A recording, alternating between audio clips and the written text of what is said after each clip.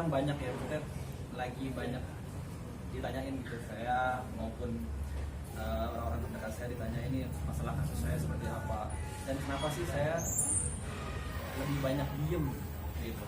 Nah, memang menurut kami itu sebenarnya ini masalah perusahaan, bukan masalah yang harus kita sampaikan di publik sebenarnya gitu. Yang memang harus bisa diselesaikan dengan cara perusahaan di perusahaan gitu. Dengan cara kita kalau misalnya ada masalah ya kita RPK atau RPS gitu kan, suap-suap di media sebenarnya gitu. Nah itu ya sebenarnya yang sampai sekarang saya agak bingung dan speechless juga sih ya. Maksudnya sampai sekarang saya melihat banyak pemberitaan yang miring-miring saya gitu ya. Alhamdulillah memang hari ini kita dapat hasilnya gitu. Hasilnya ya SP3 itu. Nah mungkin kalau tentang perbedaan SP3-nya itu ya Mas Aceh kali yang bisa menjelaskan secara detailnya gitu. Nah kalau saya sih ya kayak sesanya aja. Silakan Mas. Ya, pertama-tama syukur alhamdulillah ya. Intinya dari rangkaian panjang perjalanan para Mas Irwan ini sampai pada akhirnya di tanggal 10 Agustus kemarin. Suara gedein Mas. Polrestabes Bandung sudah memberikan kami surat perintah penghentian penyidikan. Artinya SP3 ini adalah bukti bahwa perkara yang dituduhkan kepada Mas Irwan selama ini sudah tidaklah benar. Itu kurang lebih. Kemudian perlu dipahami bahwa SP3 ini itu diatur dalam pasal 109 ayat 2 KUHP. Di situ ada 3 alasan mengapa sampai SP3 itu diterbitkan. Yang pertama, tidak terdapat cukup bukti. Kemudian yang kedua, perbuatannya bukan merupakan tindak pidana. Dan yang ketiga, dihentikan demi hukum.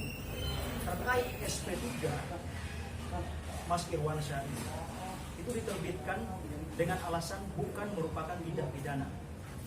Jadi sekali lagi saya katakan bukan merupakan tindak pidana. Jadi alasannya itu clear. Bukan merupakan tindak pidana. Nah, artinya apa? Kalau bukan merupakan tindak pidana, maka saya pastikan bahwa apa yang dituduhkan selama ini tentu memiliki konsekuensi hukum. Karena tuduhan-tuduhan itu sudah berdampak pada pencemaran nama baik klien kami. Itu yang pertama ingin saya sampaikan. Yang kedua, saya melihat banyak ya, komentar netizen bahwa ada kalimat sementara yang kemudian menjadi perbincangan bahwa perkara Mas Irwan ini SP3-nya sementara. Nah ini juga perlu saya klarifikasi bahwa di dalam KUHP tidak ada SP3 sementara. Itu yang saya perlu tegaskan.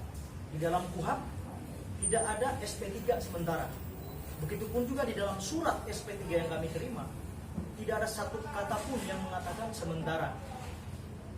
Nah sehingga kalau kemudian ada bahasa yang kemudian ramai soal SP3 ini sementara, maka saya berharap kepada teman-teman media mungkin kiranya bisa di cross check kepada pihak yang mengeluarkan SP3 ini supaya tidak ada kesimpang siuran informasi.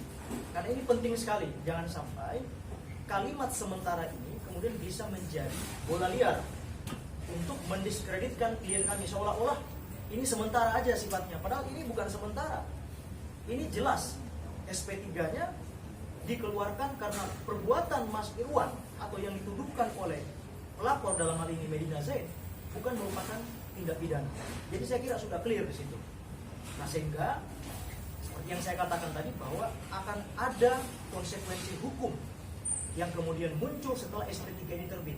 Apa konsekuensi hukum itu? Yaitu klien kami sebagai warga negara yang baik tentu punya hak yang sama di hadapan hukum, yaitu beliau-beliau punya harkat dan martabat, punya kehormatan diri. Saya pastikan bahwa akan ada laporan balik. Dan perlu dicatat bahwa salah satu dari terlapor yang sudah di SP3 kasusnya itu sudah melaporkan Medina Zain dan Lukman Azhari di Polda Metro Jaya. Sudah melaporkan. Kalau ditanya kapan dilaporkan, silakan teman-teman cross check di Kepolisian Daerah Metro Jaya. Saya kira itu dari saya. Yang pasti kita sudahi persoalan ini, dan Mas Irwan sejujurnya dari hati yang paling dalam sebenarnya tidak ada keinginan untuk melakukan upaya hukum dan sebagainya. Tapi karena udah terlanjur masyarakat menilai negatif atas tuduhan itu, setelah diterbitkan SP3 dan tidak terbukti perbuatan yang dituduhkan, maka beliau akan merehabilitasi namanya dengan proses hukum yang akan dilakukan. Saya kira itu dari saya. Bang, kenapa kemarin bisa naik sidik kalau memang tidak ada tindak pidana terus tiba-tiba bisa? Saya tidak bisa menjawab itu karena itu merupakan wewenang daripada kepolisian atau penyidik yang memeriksa. Saya kira pertanyaan itu nanti ditanyakan kepada penyidik karena beliau yang lebih memahami, beliau yang punya wewenang soal itu. Jadi kemarin laporannya atas dugaan apa, pencemaran nama baik? Iya betul. Kemarin kita sudah laporkan dugaan pencemaran nama baik pasal 27 ayat 3 Undang-Undang ITE, kemudian pasal 310, 311 KUHP, dan pasal 45 ayat 3 Undang-Undang ITE. Itu yang kita laporkan kemarin dengan terlapor. 1, Medina Susani alias Medina Zain, dan yang kedua Saudara Lukman Azhari. Itu baru 1 LP ya, karena baru 1 terlapornya. Di SP3 ada 3 terlapornya. Ditambah lagi nih, perusahaan merasa dirugikan dengan respon itu, dirugikan dengan tuduhan itu. Kenapa? Karena harusnya masalah internal tidak dipublikasi. Saya meyakini bahwa sebenarnya mereka tahu bahwa perselisihan internal itu sudah diatur dalam Undang-Undang Perseroan Terbatas. Ketika ada keputusan yang tidak bisa diterima oleh salah satu pemegang saham misalkan atau salah satu komisaris, maka ada upaya hukum di dalam Undang-Undang Perseroan itu diberikan kepada mereka. Misalkan gugat perdata ke pengadilan. Itu jelas kok di dalam pasal 61 Undang-Undang Perseroan. Tapi tidak dipilih oleh mereka. Yang ada mereka melaporkan secara pidana dan melakukan konferensi pers. Inilah yang kami sangat sesalkan sebenarnya. Apalagi di hubungan mereka itu sebenarnya bukan hubungan biasa-biasa saja, hubungan pertemanan yang sudah cukup lama ya. Tapi saya tidak mau mengomentari karena itu sebuah keputusan yang sudah terlanjur diambil. Ibarat kata nasi sudah jadi bubur, dan sekarang saatnya kami mengambil langkah-langkah hukum dengan melaporkan pihak-pihak yang sudah melaporkan klien kami. Itu kira-kira. Flashback ke belakang aja ya. Medina melakukan laporan pada tanggal 18 Oktober 2019. Lalu Medina juga diundang untuk RUPS. RUPS kenapa klien kami tidak datang? Karena tidak sesuai dengan pasal 82 Undang-Undang PT mengenai mekanisme pemanggilan RUPS. Kita tolak. Lalu pada bulan November dan Desember juga kita surati, kita tidak bisa hadir RUPS karena syarat-syarat formilnya untuk pemanggilan tidak cukup gitu ya. Sampai pada tanggal 17 Januari 2020 naiklah dari penyelidikan ke penyidikan. Berarti di situ sudah adanya keyakinan dari penyidik untuk menaikkan dari lidik ke sidik, berarti ada tindak pidananya. Dan ditambahkan pasal 55 adanya turut serta. Berarti tersangkanya tidak sendiri. Dari proses itu kita bisa melihat dari lidik ke sidik sudah ada pidananya dan ditambahkan pasal 55. Lalu kami mendapatkan informasi pada tanggal 27 Juli ada undangan di Wasidik Mabes Polri tahun 2020 ini ya, bahwa di situ kami adanya gelar khusus. Yang patut jadi pertanyaan, kan di Polda Jabar juga ada Wasidik, ini langsung ke Wasidik Mabes Polri. Kita hargai, lalu di tanggal ini ya 14 hari setelahnya kita diberitahu bahwa adanya SP3, walaupun dalam ketentuan pasal 109 ayat 2 KUHP itu dimungkinkan apabila tidak tercukupi bukti atau tindakan tersebut bukan merupakan tindak pidana. Kami tetap menghargai dari keputusan Polrestabes Bandung, tapi kami akan melakukan dan mengkaji langkah-langkah hukum yang tepat ke depannya. Dan saya dengar tadi ada laporan pada klien kami, laporan balik, itu juga kami tetap menghargai hak hukum mereka, dan kita akan siap mendampingi dan menghadapi bersama-sama. Terima kasih. Bang, upaya hukum apa sih Bang setelah keluarnya SP3 ini yang akan dilakukan oleh pihak Medina? Untuk langkah hukum jadi langkah hukum tersebut kami akan kaji dulu, dan nanti setelah kami kaji bersama tim baru kami informasikan. Kami tidak bisa buka di sini gitu, karena ini kan bagian dari strategi juga dan lain-lain ya gitu. Dan kami juga tidak tahu kan nanti setelah preskon ini ada hal-hal apa dari pihak sana, dari pihak sini, kami juga nggak tahu gitu. Tapi kami tetap berpositif thinking, dan kami juga akan menunggu juga ya habis ini Bang ya, setelah preskon ini. Bagus. Terkait laporan sendiri Bang dari pihak sana gimana Bang Lukman? Saya sebagai pengamat juga, saya melihat itu hak hukum mereka untuk melaporkan kepada penegak hukum ya. Terlepas proses pemeriksaannya kelak ya, itu kan kita lihat nanti gitu. Ya kami sih sebagai warga negara yang baik, kami akan berkoordinasi dengan laporan tersebut gitu. Saya juga belum melihat laporannya ya. Tapi apakah menerima polisi Bang buat diperiksa Bang? Kenapa? Belum ada sama sekali pemanggilan dari Belum ada. Ya. Tapi apa memang menerima dengan adanya SP3 itu dan kasusnya dibuktikan atau gimana? Gimana?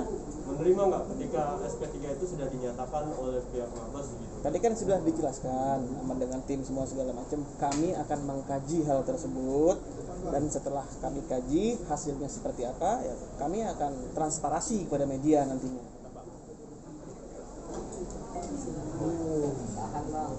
Ini kan saya sama beliau. Ceritain Bang.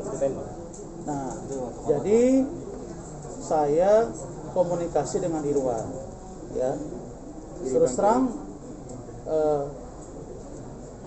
saya berinisiatif untuk mencari solusi.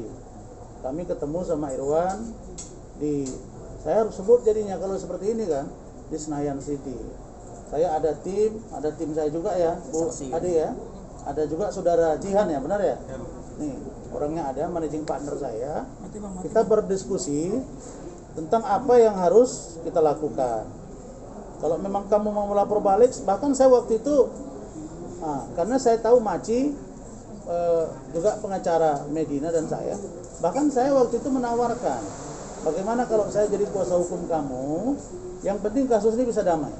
Kalau enggak kamu lanjutin macam mana? Nah, maksud saya berkomunikasi itu sama beliau untuk mencari jalan keluar. Nah, kalau memang mau diteruskan ini ke proses hukum yang lebih tinggi misalnya, cukup ya? Oke, nah jadi kita udah komunikasi, tapi saya terus komunikasi lagi, terakhir dia digelar itu. Saya berharap saya ada, karena kalau saya Maci dengan Medi, saya bicara ke saudara Irwan yang pada saat itu ya, pada saat preskon saudara Medina Zain dengan Maci dan Lukman, saya belum kuasa hukum Medi pada waktu itu. Nah, supaya terang nih, jangan dikira saya udah terima kuasa dari Bu Medi, kemudian saya tiba-tiba bicara loncat ke sana, bukan. Saya belum terima kuasa ya Bu ya, belum terima kuasa, maka saya berinisiatif. Tapi preskon itu ada, bahwa saya diundang oleh Bu Medi ada, tapi saya tidak datang. Dan Irwan tahu saya tidak datang, karena dia berupaya, Irwan ini berupaya bagaimana berkomunikasi dengan saya. Nah, saya coba berupaya dengan beliau komunikasi, kita ketemu. Nah, bahkan saya menawarkan diri, tapi ternyata ketika gelar, dia pakai pengacara adik saya, teman saya. Nah, saya juga heran. Nah, oleh karena itu maka, ya sudahlah kalau memang dia tidak mau, sementara saya dipesan oleh banyak pihak, orang-orang penting negeri ini agar menyelesaikan secara baik, apa sih untungnya? Nah itu. Nah sekarang Kalaupun ada laporan, kita nggak ada masalah. Cuma kami juga sedang mendalami bahwa banyak unsur kok yang bisa juga kita buat laporan baru. Saya kira itu yang kedua, masalah pra-peradilan. Memang ada upaya hukumnya, kita bisa pra-peradilan. Itu pun sedang kami dalami dengan Pak Lukman. Karena Pak Lukman beliau ini kan sarjana hukum juga. Jadi masalah hukum dia melek juga. Nah itu, jadi kita diskusi, berbicara, berpikir apa yang terbaik untuk kita lakukan. Sekali lagi ini adalah berat bagi kami. Kita tidak mau perang di media, kita nggak mau perang di pengadilan urat saraf tegang-tegang. Tapi kalau akhirnya akan sampai ke sana secara profesional, maka saya akan lakukan upaya hukum yang terbaik untuk klien saya, dan Pak Maci juga sahabat saya akan melakukan upaya hukum yang terbaik. Oh iya, itu kan hak setiap orang untuk melaporkan. Kalau saya sih nggak apa-apa. Sekarang berjalan sesuai sesuai yang alur yang berjalan aja. Medina kemarin sempat saling sindir di Instagram. Enggak lah, itu cuman ini aja, cuman terpancing aja. Namanya juga manusia kan, pasti ada terpancing yang duluan siapa gitu kan, bisa dilihat gitu kan. Kalau saya juga di situ kan cuman tulis ditunda gitu. Ditunda itu maksudnya ya tertunda. Ini bukan SP3 itu bukan akhir dari segalanya gitu loh. Jadi seperti Bang Rasman bilang tadi, ini kita akan kaji lagi, kita kedepannya kita akan menempuh jalur hukum yang lain. Tapi sindiran itu ditujukan untuk kamu menyadari? Nggak tahu itu kita nggak itu tahu aja, ya. refleks aja gitu. Yang tahu kan yang dari sana. Oh iya, saya tahu sih. Itu untuk kamu? dugaan aja. Dugaan untuk saya.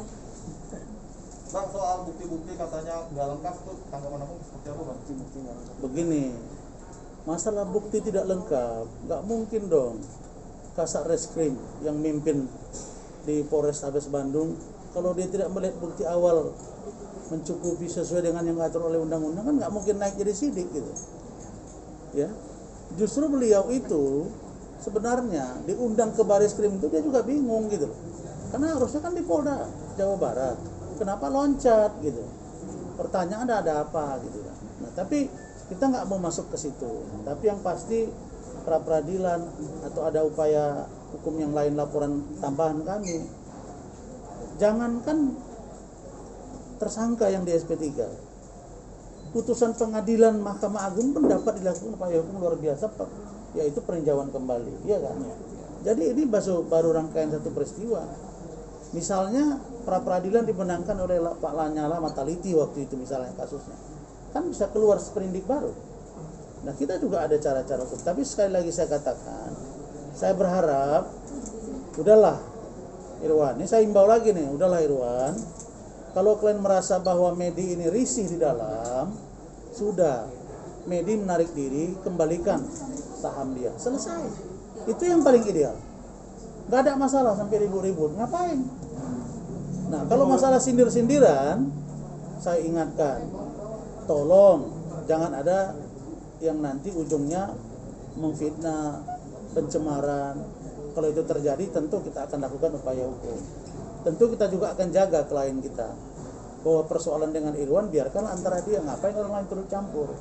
Jadi netizen udahlah, Anda komen yang benar saja, ya. Bang, untuk pengembalian sahamnya apakah memang pengembalian yang diminta pengembalian sampul atau yang apa nih, atau sisa-sisanya atau apa gitu? Itu nggak bisa dibicarakan di sini. Kalau memang dimungkinkan ada pembicaraan lebih lanjut, ya itu kan harus ada kesepakatan dari Medina dan pihak di sana. Harus ada pertemuan dulu. Kita nggak bisa membicarakan berapa harus ini, enggak. Ya bertemu dulu lah. Seperti itu. Idealnya kan begini, ini perusahaan ya. Kemudian perusahaan ini berkembang. Lalu dihitung dong sekarang aset perusahaan berapa. Nah mereka ada 4. Ya bagi apa? Keluarkan. Bukan berarti harus modal awal yang harus dikeluarkan. Dihitung juga dong. Kalau perusahaan ini kemarin modalnya 2 miliar, sekarang sudah 10 miliar, bagi 4. Kira-kira seperti itu yang paling enak sebetulnya. Dan sekarang itu belum diaudit sehingga kita tidak tahu berapa sebenarnya pemasukan perusahaan. Yang ada rekening masuk ke aliran dana ke rekening A, ke rekening B, seperti itu. Intinya Medina sebagai pemegang saham kan berhak mengetahui transparansi keuangan. Tentu transparansi keuangan ini adalah harus melalui audit KAP yang independen. Medina ya sudah mengajukan ya melalui surat rekomendasi ya 2 kali, itu 8 bulan yang lalu belum dapat respon, kan kasihan juga Medina gitu loh. Jadi kan kita juga bingung, cobalah dipikirkan rekan-rekan sekalian kan punya logika, kenapa sih kok Medina tidak bisa melaksanakan itu. Bang. Oke, cukup ya. Cukup itu aja. Oke.